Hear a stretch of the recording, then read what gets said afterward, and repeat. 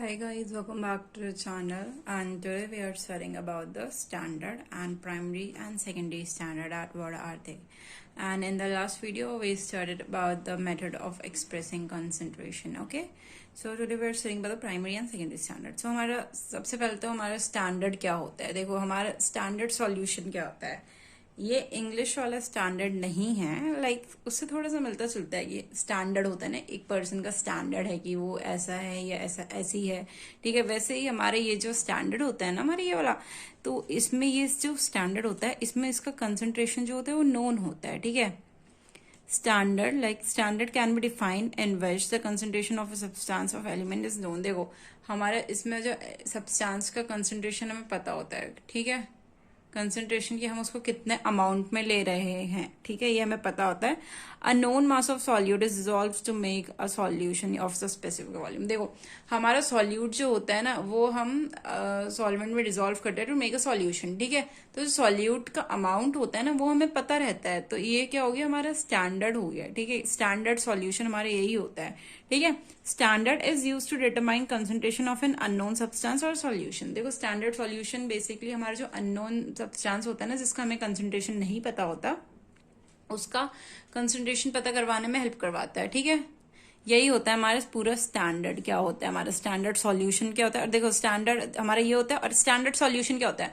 Standard solution में वो solution होता है जिसमें हमें उसका उसका जो कंसंट्रेशन पता होता है. ठीक है, स्टैंडर्ड सॉल्यूशन में वही होता है.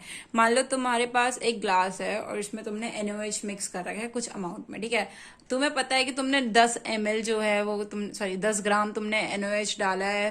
ठीक है, वाटर में. तो वो तुम्हारा जो होगा वो स्टैंडर्ड सॉल्यूशन बना रहे हो तुम. किसका, वाटर का. ठीक है, वाटर और NaOH का तुम स्टैंडर्ड सॉल्यूशन बना रहे हो. क्यों, क्योंकि तुम्हें जो NaOH का अमाउंट पता है. पर अगर तुमने NaOH का अमाउंट बिना पते ही डाल दिया, बिना पता हुए हुए, तो वो जो हमारा होगा वो हमारा स्टैंडर्ड सॉल्यूशन नहीं रह जाएगा. Okay, so this is the standard solution. अब पढ़ेंगे टाइप्स ऑफ स्टैंडर्ड सॉल्यूशन. देखो स्टैंडर्ड सॉल्यूशन के क्या क्या टाइप होते हैं. स्टैंडर्ड सॉल्यूशन के बेसिकली दो टाइप होते हैं, एक होता है प्राइमरी स्टैंडर्ड और एक होता है secondary standard. Okay, so the first we will study about the primary standard.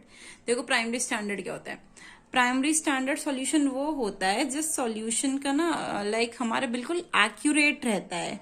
ठीक है, जो सॉल्यूशन बिल्कुल एक्यूरेट रहता है एंड उसमें कोई भी हमारी प्रॉब्लम नहीं होती है. ठीक है, it is an ultra pure compound. ये जो होता है हमारा अल्ट्रा प्योर कंपाउंड होता है. ठीक है, अल्ट्रा प्योर कंपाउंड क्यों, क्योंकि ये बहुत प्योरिटी होता है, इसमें कुछ भी मिलावट नहीं होती है. ठीक है, इसमें 1% की भी मिलावट नहीं होती है. ये हमारा सब्सटेंस जो होता है ये प्योर होता है एंड ये जो होता है हमारा बिल्कुल एक्यूरेट होता है. ये इतने अमाउंट में है तो इतने ही अमाउंट में प्रेजेंट होगा. बेसिकली ये जो हमारा किसके साथ रिएक्ट करता है, बेसिकली इसके जो रिएजेंट होते हैं ना वो हमारे हाई प्योरिटी के होते हैं. ठीक है, देखो इसके जो रिएजेंट होते हैं वो हमारे हाई प्योरिटी के होते हैं. ये बहुत प्योर होता है, हमें इसमें मिलावट नहीं होती, हमने पढ़ा. ठीक है, इसके जो रिएजेंट होते हैं वो बिल्कुल हाई प्योरिटी के होते हैं. ठीक है, एंड इनका जो कंसंट्रेशन होता है वो हमें पता होता है. देखो हमने पढ़ा स्टैंडर्ड सॉल्यूशन है तो इनका कंसंट्रेशन हमें पता ही होगा.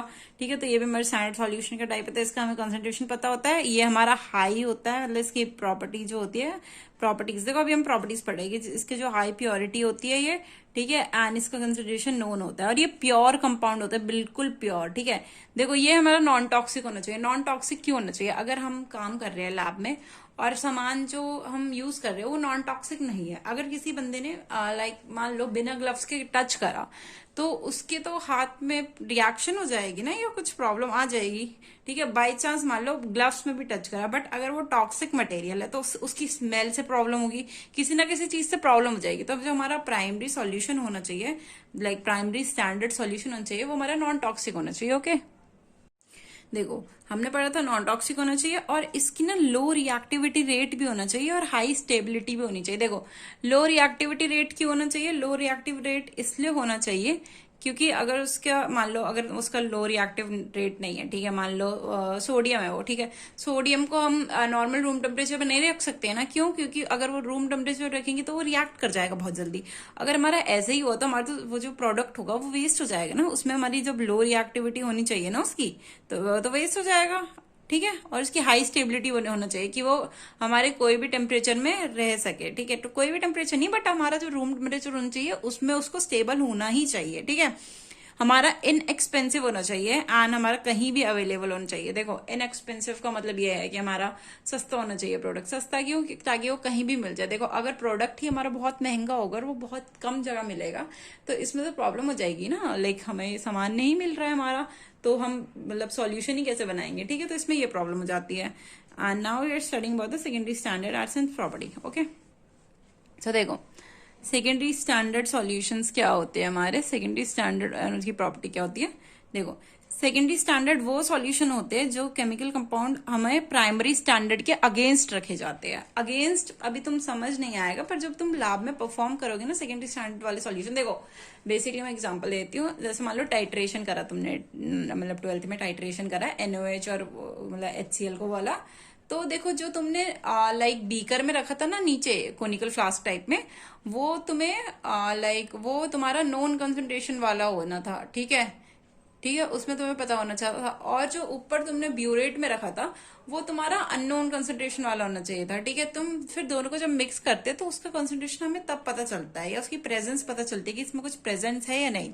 तो जो हमारा प्राइमरी स्टैंडर्ड होता है वो वाला सॉल्यूशन होता है जो हमें पता रहता है कि ये क्या है।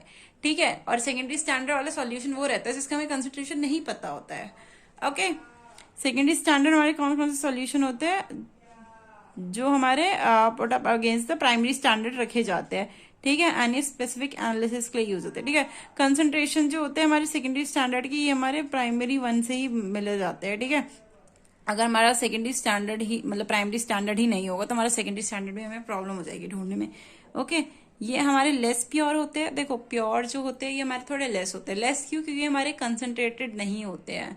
ठीक है, ये हमारे थोड़े से डाइल्यूटेड होते हैं। ओके, इसलिए लेस प्योर होते हैं हमारे प्राइमरी स्टैंडर्ड से। देखो प्योर तो ये भी होते हैं पर हमारे प्राइमरी स्टैंडर्ड से जो होते हैं वो लेस प्योर होते हैं।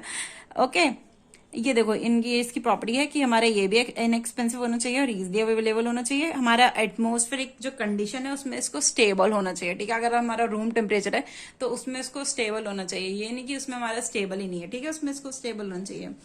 इसकी हमारी हाई स्टेबिलिटी होनी चाहिए और लेस रिएक्टिव होना चाहिए। Okay, thank you for watching.